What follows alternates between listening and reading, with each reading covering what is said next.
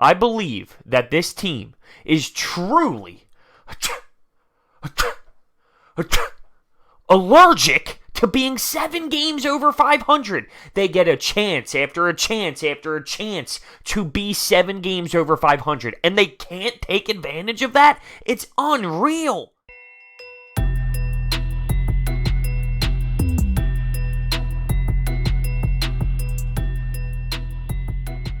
Do you want free money? It's simple. Use the promo code BROADS at checkout on SeatGeek when you purchase your tickets. Why would you not want free $20? Come on. Let's talk about this Phillies game. 5-4, they lose to the Pirates. Every single time they lose in this different way, and they never fail to amaze you on how it goes down. It's pretty obvious. Rhys Hoskins made a big-time costly mistake in the 9th inning at first base. It was a routine double play that he just botched it. He couldn't move his glove the right way, I guess, and he missed it. And there's a clear issue right now with his mind. There are a ton of fans that are completely overreacting to the point where we need to get rid of him and trade him, and that's absurd. But he's in a brutal stretch right now to the point where, yes, I would sit him down. It's not a punishment thing. It's not a, hey, you're not working hard enough, sit down. But it's you need to clear your mind. But after the game, on Post Game Live, he was interviewed and said, Rhys, what do you think about taking a step back here to gain a little bit of confidence and regroup? He said, no way. My team's in a playoff run right now. No shot. All right, I guess that's what it is. I guess he will continue to play. I'm putting Morrison in, to be honest with you. He's just not helping this team out right now. That play in the 9th was bad. But you can't get Hector Neris off the hook because he sucked. He was walking batters. Now he got a double play ball, which is what you can ask for in that situation. But Hector Neris sucked 2 days in a row. 2 days. There was more than just the Rhys Hoskins error, though. We left runners in scoring position. In the 7th inning, JT Realmuto gets a leadoff double. We do get him to third base because Bryce Harper hits a really deep fly ball out to right field, and we weren't able to cash in. And we had some good hitters up at that point. Gene Segura grounded out to the pitcher. You had Corey Dickerson pop up the left field. In the 8th, almost the same situation, but it was Cesar Hernandez. Cesar Hernandez on second base with a leadoff double, 0 outs. We couldn't even get him over to third base, though. Come on, fellas. We got to find a way to produce a run in that situation.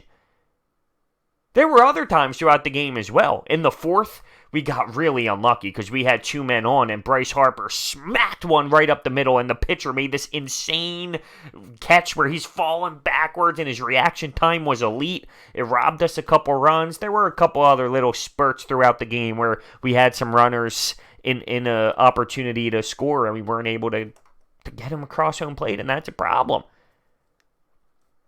So those were the 2 reasons. Let's go over it.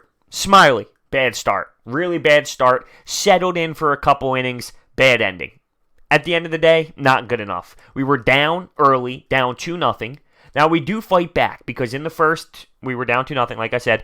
Adam Hazley gets an RBI single because Sean Rodriguez gets hit by a pitch. Now, this is funny. He gets booed originally. I'm all in on that. Then he gets hit by a pitch in that at-bat, and we cheered. We're happy. I'm all in on that too.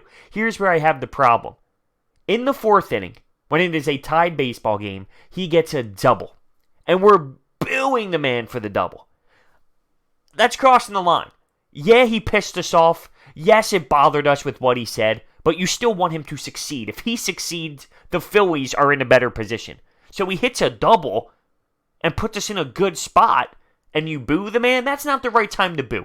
You boo him early when he's walking up to bat. I get all that. Not there, though. Not in the 4th. He ends up coming around to actually score because Adam Hazley knocks him in again. So Adam Hazley being very productive against a lefty, too, may I add. And same with Sean Rodriguez. I know that's been the hot topic as of late. So both of those guys getting it done against the lefty.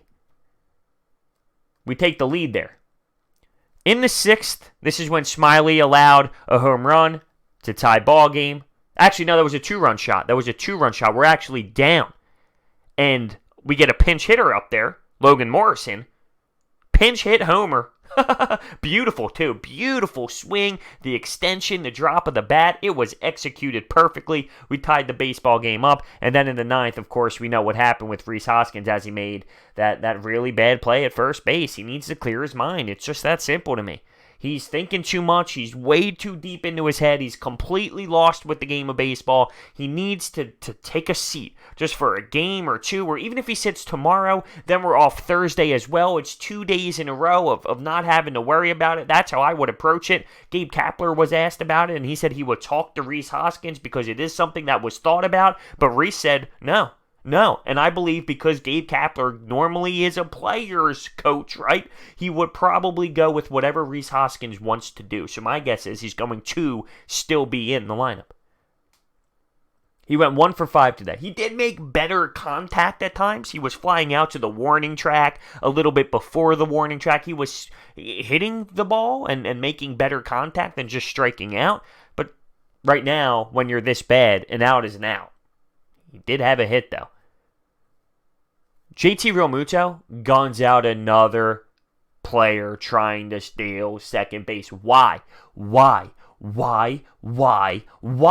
Do the Pittsburgh Pirates continue to try and take bases? It's not going to work. JT's pop time is so lethal. What are you doing? Do you watch film? Do you have analytics in front of you? I mean, it's a boneheaded decision to try and run on JT Realmuto consistently. You're not going to get the job done. He's too good back there. He really is.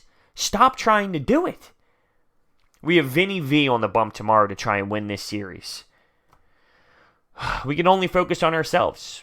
Really. I mean, that's all we can do. Focus on ourselves. Win baseball games. You lose this series, it's tragic. It's tragic. To lose a series to a team that stinks at home right after you lose the series to the Marlins on the road, it's bad. It's unacceptable right now in this playoff run. It really, truly is.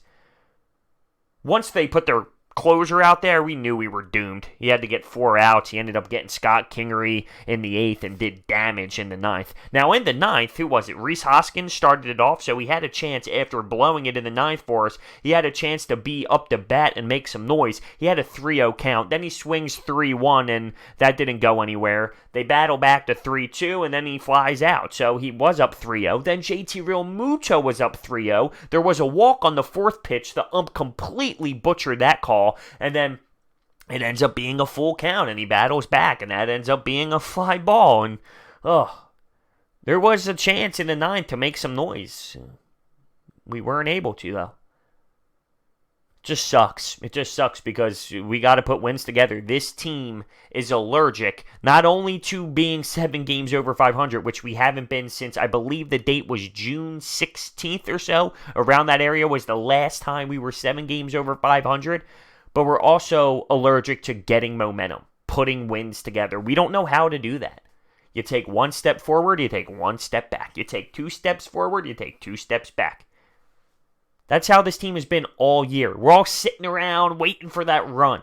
I'm going to be honest with you. I just don't think the run is going to happen. This is how it's going to play out for the rest of the season. Win, loss, win, loss, win 2, lose 2, win 3, lose 3. There's not going to be a run. Sadly. There is a Gabe Kapler move that I can nitpick a little bit.